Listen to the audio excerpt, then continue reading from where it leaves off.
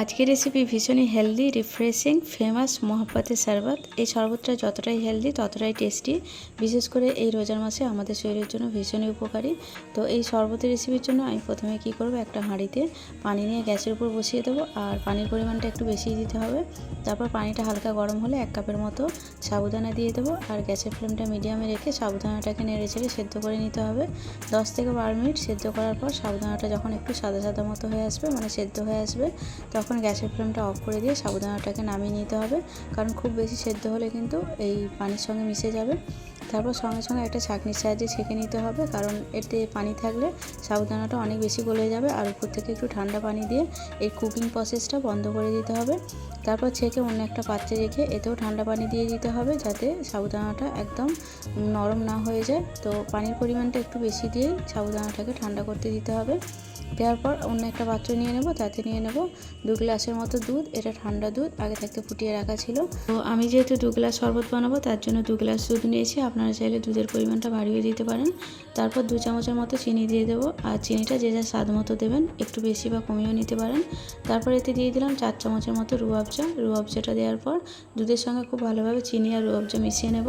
তো কয়েকবার নেড়ে চেড়ে দুধের সঙ্গে মিশিয়ে নেওয়ার পর চিনিটা অনেকটাই গলে যাবে। তো আপনারা চাইলে চিনিটাকে গুঁড়িয়ে দিতে পারেন, মানে মিক্সিতে একটু ডাস্ট করে দিলে তাড়াতাড়ি মিশে যাবে।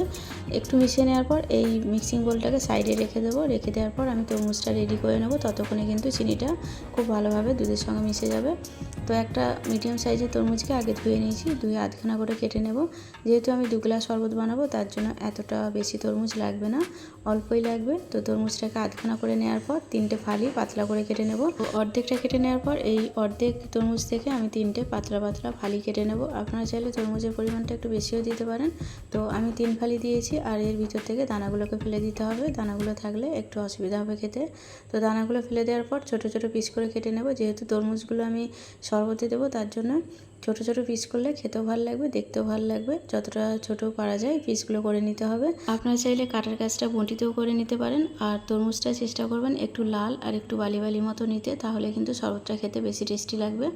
এরপর আমি সব তরমুজগুলো কেটে সাইডে রেখে দেবো। আর মিক্সিং বোলটা নিয়ে নেব। মিক্সিং বোলে কয়েক টুকরো বরফ দিয়ে দিতে হবে, তবেই কিন্তু এই মহাব্বতের শরবতটা পারফেক্টভাবে তৈরি হবে। তবে আমি দেবো না, যেহেতু একটু ঠান্ডা লেগেছে, আবার ওয়েদারও চেঞ্জ হচ্ছে। তো এই অবস্থায় এরকম বরফ দিয়ে খেলে শরীরটা বেশি খারাপ করতে পারে, তার জন্য আমি দিলাম না। আমি দেখিয়ে দিলাম যখন খুব বেশি গরমে তৈরি করব, তখন কিন্তু বরফ দিয়েই তৈরি করব বা করতে হবে, তবে মহাব্বতের শরবতের ঠিকঠাক স্বাদটা পাওয়া যাবে। তারপর আমি কুচিয়ে রাখা তরমুজের টুকরোগুলোও দিয়ে দিলাম। আর যে সাবুদানাগুলো আমি ছেঁকে রেখেছিলাম সেগুলো এরপর দিয়ে দেবো। সাবুদানাটা দিয়েও খুব ভালোভাবে মিশিয়ে নিতে হবে। মিশিয়ে নেওয়ার পর শরবতটা আমার প্রায় রেডি হয়ে গেছে। এরপর আমি গ্লাসে দিয়ে এটাকে সার্ভ করতে দিয়ে দেবো। আর এই শরবতটা যতটা রিফ্রেশিং হয় ততটাই হেলদি হয় এবং ভীষণই টেস্টি হয়। বিশেষ করে রমজান মাসে এই শরবতটা আমাদের শরীরের জন্য খুবই উপকারী।